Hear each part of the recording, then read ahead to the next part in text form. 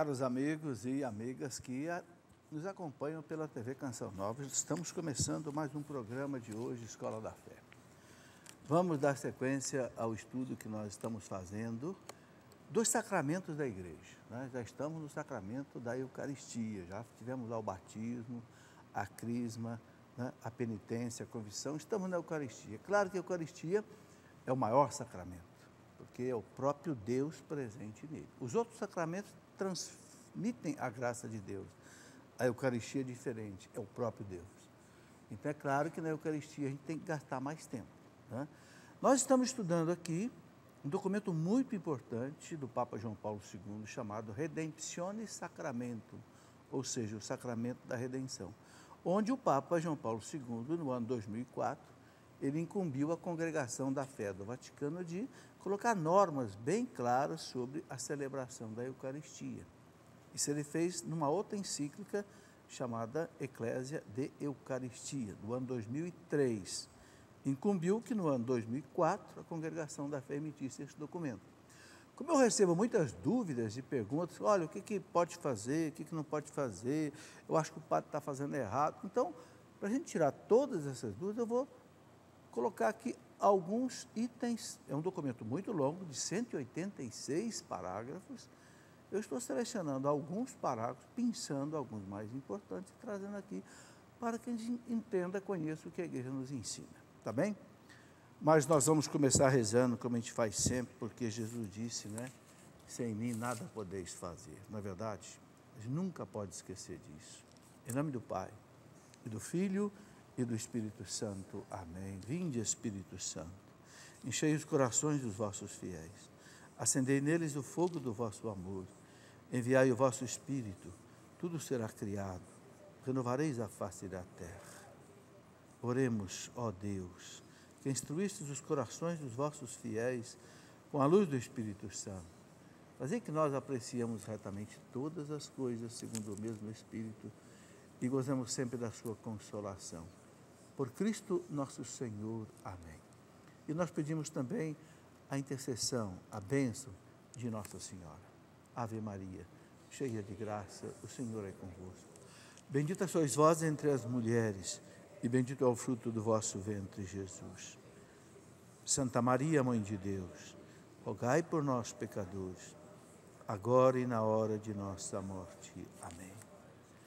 Glória ao Pai, ao Filho e ao Espírito Santo. São José, em nome do Pai, e do Filho e do Espírito Santo. Amém. Muito bem, quero saudar vocês que estão aqui no nosso auditório, participando do programa aqui conosco ao vivo.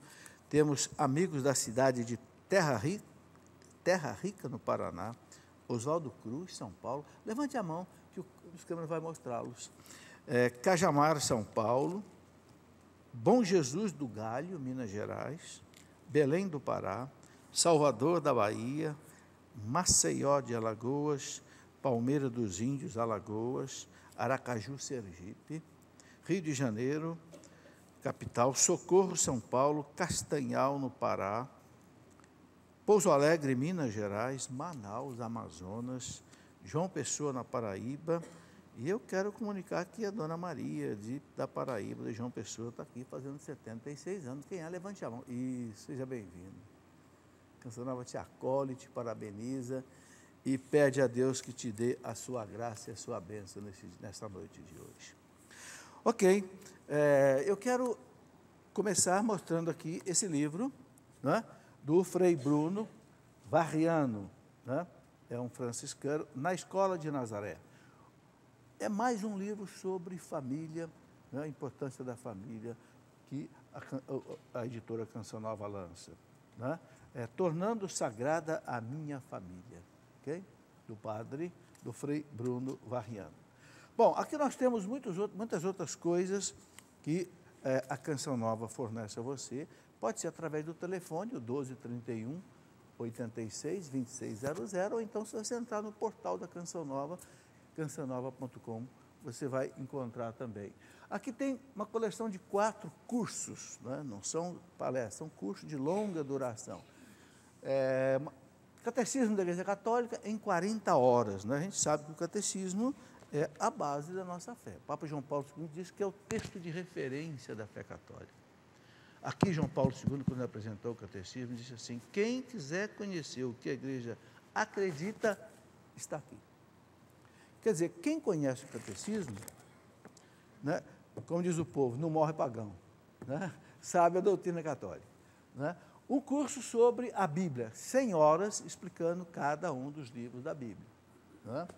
Um curso sobre a família, 25 horas de gravação, desde namoro até a viuvez, passando por noivado, casamento, problemas do casamento, problemas do namoro, separação, declaração de nulidade, enfim, até educação de filhos, etc. Tá? Harmonia conjugal, harmonia sexual. E um livro e um curso de história da igreja que é de 100 horas, século por século, dos 20 séculos da igreja. E agora, eu também estou escrevendo em livro a história da igreja. Esse é o primeiro volume. Serão 3 volumes, se Deus quiser. Se Deus me der a graça, a força e a luz.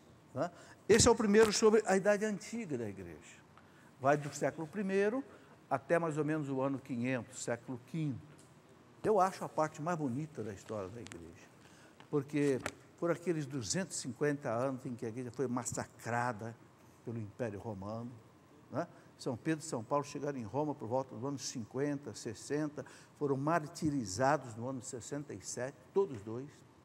Nero começou a perseguição no ano 64, foi até o ano 313, quando o imperador Constantino se converteu, porque sua mãe Santa Helena se converteu. E se converteu por quê? Porque os cristãos entraram nos palácios, entraram nos quartéis, e a fé cristã foi, né, foi penetrando, transformando o maior império que a humanidade conheceu, que é o Império Romano, que era dono de toda a volta do mar Mediterrâneo. Né?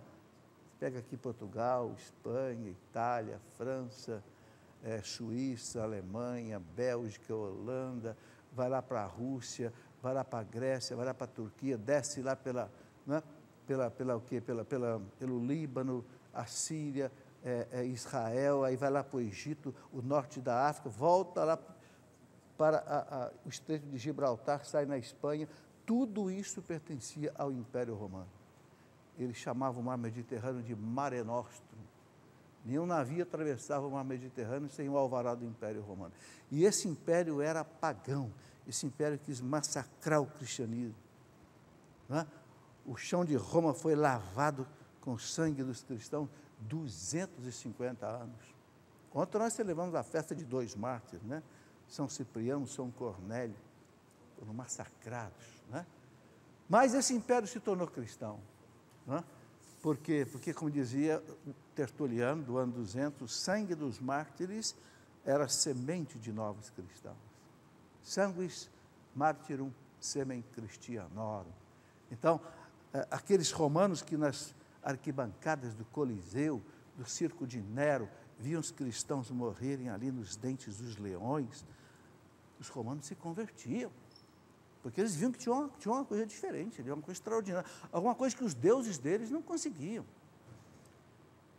E no ano 313, o imperador se converteu. Né? E esse império maravilhoso se tornou cristão. O mundo antigo se tornou cristão. Porque no ano 313, o Constantino proibiu a perseguição aos cristãos pelo Edito de Milão. Depois, no ano 385, o imperador Teodósio o Grande, por decreto de Tessalônica, ele transformou o império no império cristão e aboliu o paganismo, fechou os templos dos deuses, Minerva, Júpiter, Zeus, Diana, etc., etc. Né? O maior historiador da igreja, Daniel Rupes, diz que a espada romana se curvou diante da cruz de Cristo. Que coisa maravilhosa. Né?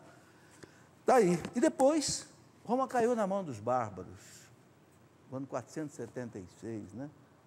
Os bárbaros do norte da Europa, lá do Oriente, do norte da África, invadiram a Europa, transformaram a Europa num mosaico de povos bárbaros, né?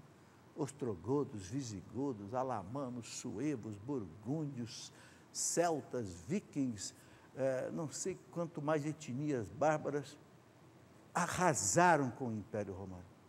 Acabou a civilização. A única instituição que ficou de pé, qual foi? A Santa Igreja Católica Apostólica Romana. Por quê? Porque tinha o Papa, porque tinha os bispos, porque tinha os monges, e a igreja começou a trabalhar aquela massa bárbara, né? Aquele mosaico de povos bárbaros. A igreja transformou durante 600 anos, até chegar na Idade Média, aquele povo se transformou na cristandade. Que coisa maravilhosa. Muito sangue foi derramado, né? São Bonifácio, São Patrício, São Columbano, aqueles monges que caminhavam pela Europa toda evangelizando os bárbaros. É a história da igreja. Essa é a história antiga. O segundo volume, se Deus quiser, será a Idade Média. Aí pega do ano 500 até o ano 1500. E o terceiro volume, se Deus quiser, 1500 até 2000, pega a Idade Moderna e Contemporânea. Ok? Bom, mas hoje quem gosta de ouvir já tem tudo isso em CDs. Não é DVD, é CD. Quem gosta de ler, eu gosto de ler. Eu gosto de ler porque quando eu leio um livro, eu gosto de ir riscando, sublinhando, ler de novo. Levo para o carro, levo para o avião, levo para a sala, né? O livro é mais, não precisa aparelho para ouvir, né? Ok. Eu quero mostrar também esse livro que também nós estamos lançando essa semana, Descerá sobre vós o Espírito Santo. Eu tenho, graças a Deus, 42 anos de renovação carismática católica. Porque o primeiro encontro meu com o senhor Jonas foi em 1973. Então, são 42 anos de renovação, essa beleza da renovação carismática católica. E aqui eu escrevo um livro exatamente sobre isso, o que é ser batizado no Espírito Santo. Essa promessa que Jesus disse, descerá sobre vós o Espírito Santo. O que é isso? Essa importância de ser renovado no Espírito Santo. Né? Quando você é renovado no Espírito Santo, você tem amor à igreja, você tem amor à Bíblia, você tem amor à Eucaristia, você tem amor à confissão, você tem amor à Virgem Maria, você tem amor ao Santíssimo Sacramento, né? E aqui tem os dons, os carismas, os frutos, enfim, tudo isso. E eu fiquei muito feliz que quem fez a apresentação dele foi meu querido amigo Padre Marcelo Rossi. O Padre Marcelo conversa com ele de vez em quando, e ele se ofereceu para fazer a apresentação desse livro. Ele escreveu aqui atrás, este livro do professor Felipe Aquino é uma síntese de tudo que eu tenho lido desde o começo da RCC. Nesta obra você irá conhecer quem é o Espírito Santo, seus dons, frutos e carismas, e como ele é capaz de mudar as nossas vidas, transformando-as completamente com a certeza da forte presença da esposa do Espírito Santo, nossa Mãe Maria. Padre Marcelo Rossi. Olha, gente, o Padre Marcelo é um desses padres, né, que faz um trabalho extraordinário na igreja. É fruto da renovação carismática, né? Por isso que ele fez questão de apresentar aqui esse livro. Bom, antes ainda de começar o nosso estudo de hoje, eu quero mostrar mais um livro que foi lançado essa semana. Não é meu, mas é uma beleza. O que é a doutrina social da igreja? Eu não sei se você sabe o que é isso. Algo importantíssimo, mas que muitos católicos não conhecem. O que é a doutrina social da igreja? É a proposta da igreja para resolver o problema do mundo, o problema social. Você sabe que de um lado tem um capitalismo que muitas vezes só pensa no lucro, né? E explora. A igreja não quer esse tipo de capitalismo. Mas também não quer o comunismo, o marxismo, que é ateu, materialista, estatizante, promove luta de classe, é uma tristeza. Então, entre um capitalismo selvagem, existe um capitalismo bom, mas entre um capitalismo selvagem e um marxismo ateu, a igreja tem a proposta dela, a doutrina social da igreja, que começou com o Papa Leão XIII, na Rerum Novarum, em 1800, quando começou a Revolução Industrial. O que foi a Revolução Industrial? Foi lá por volta do ano 1800, que inventaram as máquinas. Antes era tudo feito manufaturado. Quando surgiu a máquina que fazia tecidos, o que aconteceu? O povo veio tudo do campo para a cidade. E foi uma catástrofe, principalmente na Inglaterra.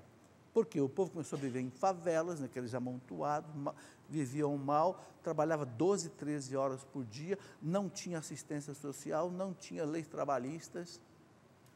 Então foi quando surgiu a proposta do Lenin, de Marx e Engels, do comunismo, que foi uma tristeza, porque segundo os historiadores, o comunismo fez mais de 100 milhões de vítimas para implantar as revoluções.